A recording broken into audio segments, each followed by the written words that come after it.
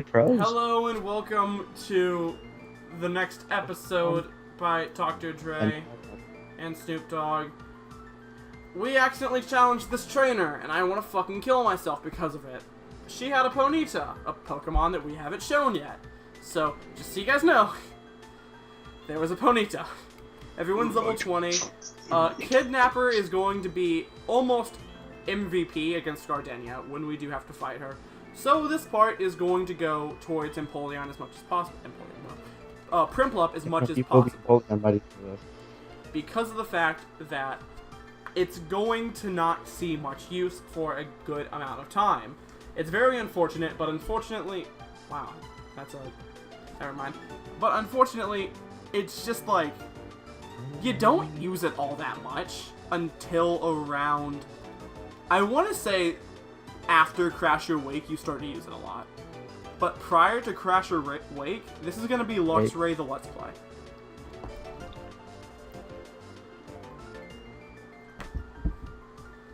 Because Crasher Wake gets swept by, guess what? Your Luxray. Gardenia, if you don't have the flying type Pokemon of your choice, or fire type, will get swept by, guess what? Your Luxray. The first gym leader belongs solely to Piplup. You could fuck it up with all 3 starters, though, which is relatively rare for a Pokemon game.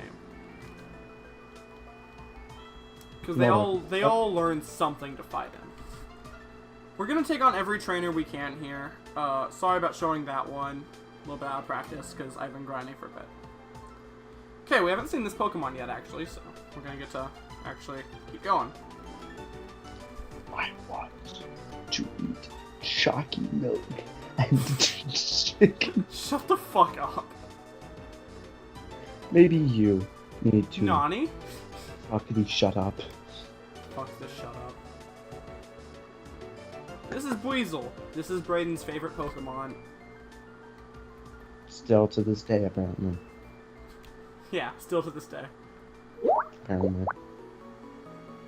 Series, Vegeta has been older than Goku. Now they're born at the same age. I don't think I care too much, to be honest with you. And the whole planet or Bardock not fighting Frieza? Or fighting back against Frieza? You don't care about that. Wait, it doesn't say that directly, because if this is going Yes, off it Dragon does. Ball Minus, then that means Bardock and Guinea send off Goku, and then he fights Frieza. Spenser, it literally just showed, like in the trailer, shows Frieza literally just blowing up planet with Vegeta with no soldiers outside. What I'm saying is, I don't think I'm going to criticize it until, I see the movie. Because it looks good to begin with. And Dragon Ball, all Dragon Ball is retcons, okay? How you're feeling right now is how I felt when I heard Broly was getting rebooted. Fuck Spencer, off. bro, Broly's canon, bro. Okay. No, he's not, bro. Broly's not gonna be canon. You can't. I wasn't saying that. I was saying I just don't want Broly to be canon. Because he's just... I mean, I love Broly. Don't get me wrong. I fucking love him. He's just a really stupid character. But it's like... It had also Kelly Clarkson. I just don't like the idea. Because Frieza being in the movie sounds awkward as hell as well. Because sharing the spotlight... I mean, I have to think of it as the Broly we've seen until I see more about him. Because we haven't seen shit about him. Eating the shit out of Frieza. You get what I'm saying, though. Like, more than one villain sounds a bit awkward. Like, for example, the worst part of the first Broly movie wasn't just the fact that it, like, took forever to rev up, but was also that, like, Paragus was with it. Like, Well, Paragus is gonna be in this movie. Yeah, I know. That's what I'm saying. Like, the way to make a Broly movie good is to just not have any of that shit and just get straight to the fighting. That's my opinion. That's why I like all the Broly movies, but I think... Well, I say that. I like the 2 Broly movies that exist. The Swamp Thing one is a fever dream. I'm counting that as like an encounter we've never had, by the way. But it's just really bizarre. I just don't like a lot of shit about the Dragon Ball Broly movies. They're not good, in my opinion, until the fight scenes. The fight scenes they excel at. But that's every Dragon Ball movie. Every Dragon Ball movie is mediocre until the fight scenes, minus Wrath of the Dragon. Well, Resurrection F was honestly really good to see in theaters. I could imagine that being really good. Like, Dragon Ball movies seem really fun to see in the movie theater. I think that's what's Because wrong. everyone's hyped up as fuck. Yeah, I think that's what's wrong. Have you seen that video of, I don't remember where it was. I think it was like Mexico or Spain. It was a bunch of like Spanish people watching the last episode of Dragon Ball Super on a fucking giant screen outside, like a drive-in, and they were screaming. They were fucking screaming Goku, Frieza, and shit, and just fucking losing their minds, and it was awesome. Yeah. They were fucking just cheering them on. What was it? What was it? Was it like a film festival or some shit? No, it was literally just a big thing where they, Toei actually striked them for that. Really? Yeah. Because they were pirating it and showing it to that many people. Even though they weren't pirating it, and they were showing it from Crunchyroll. Well, I've never seen proof that they showed it from Crunchyroll, so. I'm gonna give them the benefit of the doubt. I'm not. Innocent until proven guilty. I pirate my anime. That is hoot hoot. If you know anything about Pokemon, run away. It's useless. There's no reason to love it. Hypnosis. Here's our first double. Let's see if it's a Pokemon we have seen before. Yeah.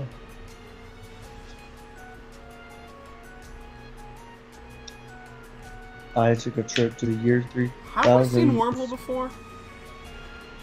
Possibly. No, we had not.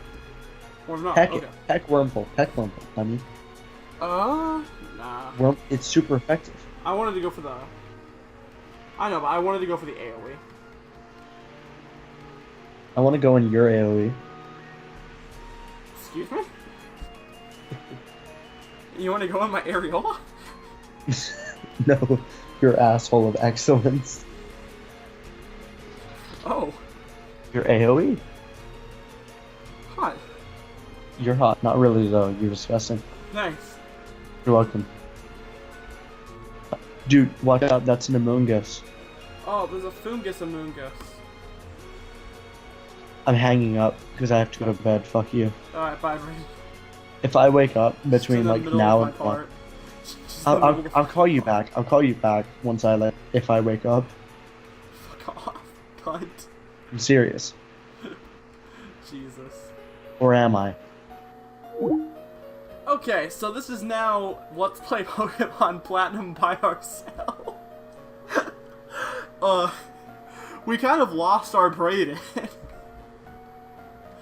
But that's fine. We didn't need one. Jesus, my feelings are kind of hurt. You guys aren't gonna see him for a hot minute until I want to say 2 episodes. 2 episodes from now, because we're gonna take out Gardenia, and after that we're gonna take a short break until tomorrow. Maybe Brain will be able to record tomorrow. If he is, we will continue recording. If not, I will cease. Makes no difference for you guys. Daily uploads regardless, so that's what's gonna happen. The rest of this forest is basically just cake.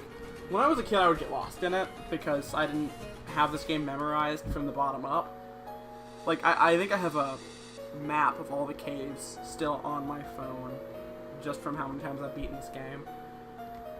So, like, I play Platinum enough to where this is more linear than you would think it is. You just have to, like, be used to it. Okay, Bide. What's Bide? Oh yeah, Bide is shit. I don't recall you getting that, though. I really don't recall it getting that. Okay, well, we'll get Bide, I guess. Bide could genuinely be useful for us later.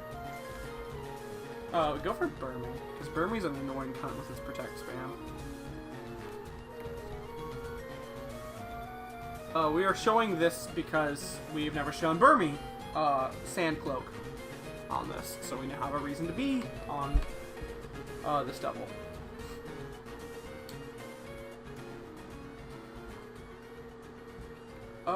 Yeah, okay, so I believe if we just go straight up, we should reach the end. Level 21-ish, you don't get higher, you probably should. Yeah, we're about at the end. End of the forest. Yep, okay. Those trees, when we get cut, we will be going back to this area. Keep that in your mind. If you are someone who's never found, like, every little inch of this game out before, behind those trees, if you go into the building behind them, the old chateau, around the hours of, I believe, 8 o'clock to 12, you will see, up here, you will see a bunch of ghosts in that building. In that building, you will also find a Pokemon if you click on the TV during that time, and that Pokemon will, in fact, be the Ghost and Electric-type Pokemon Rotom. We've never fought Goldie in here before. Okay. Let's test out Bite on it. Let's see if we can, like, just cuckold it. Wow, that is emotionally painful as hell. Okay, cool. Bop. To be honest, we were just doing that shit for fun. Because, once more, we have to get Prinplup big. Because it's not going to see a lot of play. Trainer had 6 fucking Magikarps. Okay. So yeah, just gonna give Empoleon all that good experience. I recommend you pick up berries when able. You never know when you'll need them. And in general, it's just kind of nice having them. Like just seeing like a bag full of them. I don't know. I always like the berry picking aspect of this game. I never really grew any for myself. I was never into that, but I can see the appeal.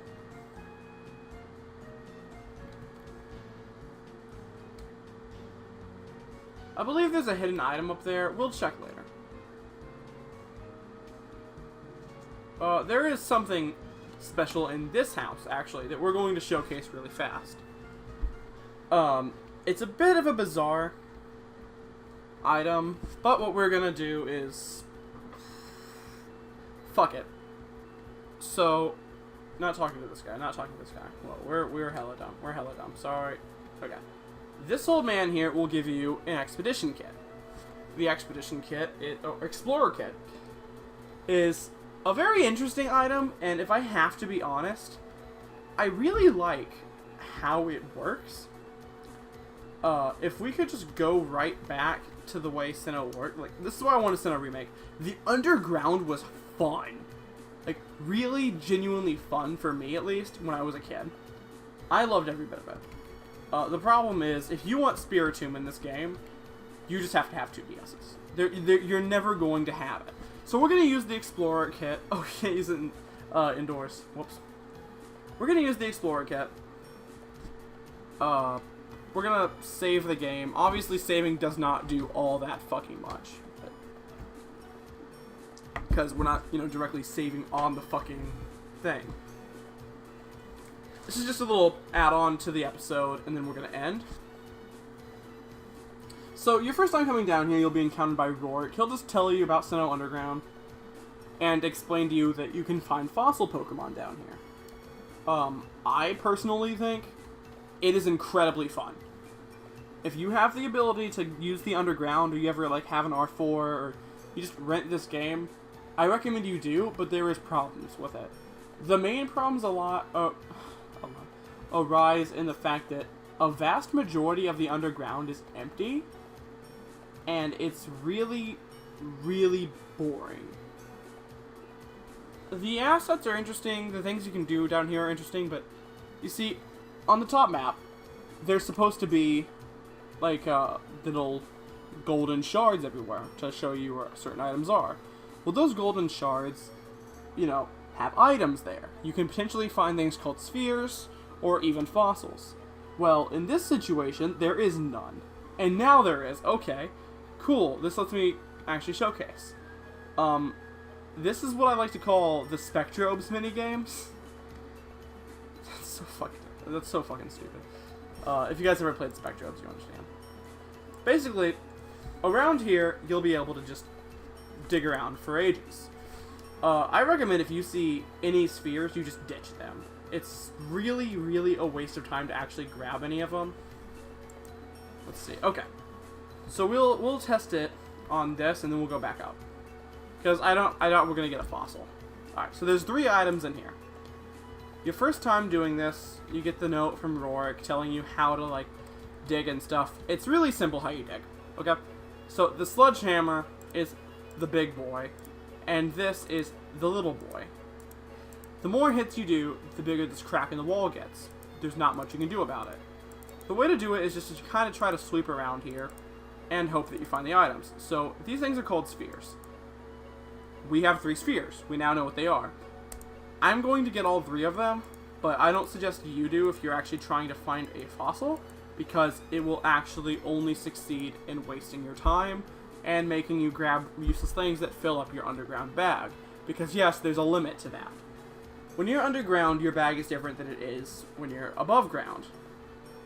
We might stick around, do a few things down here to show you by getting an item while we are under here, because it's important to showcase the underground. This is, in my opinion, a good chunk of the fun in Sinnoh.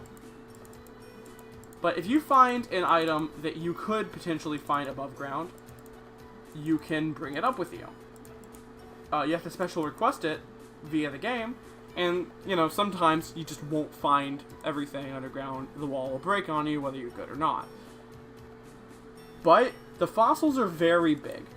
The likelihood of you not getting a fossil is so slim, I would say never worry for it. So we're going to try, we're going to do these 3, because I do want to demonstrate. So there's 3 items in there. We just want to get something we can take above ground with us. So that's 2 of them.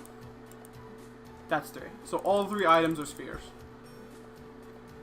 You guys can probably understand why a lot of people, like, I'll just explain it now. A lot of people fucking hate spheres, because there's too goddamn many of them. This is when I say soft, okay. This is a very soft continuation of the underground, not underground, of the secret area that you could have during the Hoenn region games. Okay.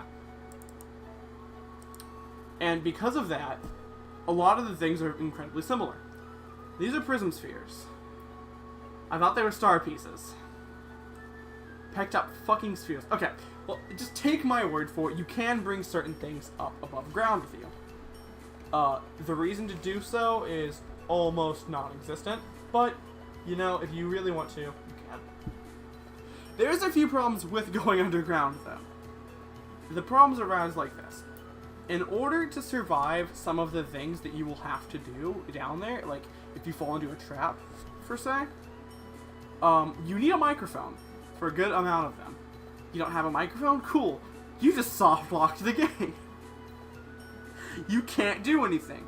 So you actually have to just fucking turn off your DS and turn it back on. Otherwise, you're just going to be stuck there for eternity. So if you do have a DS and the microphone is broken, I suggest you never go underground. Or you'll have to click the D-pad every time you go above ground on the floor just to make sure you're not stepping on a trap. Well, that was a bit wordy, but I hope you guys enjoyed this part. Leave a comment if you did, and that's going to be the end for now.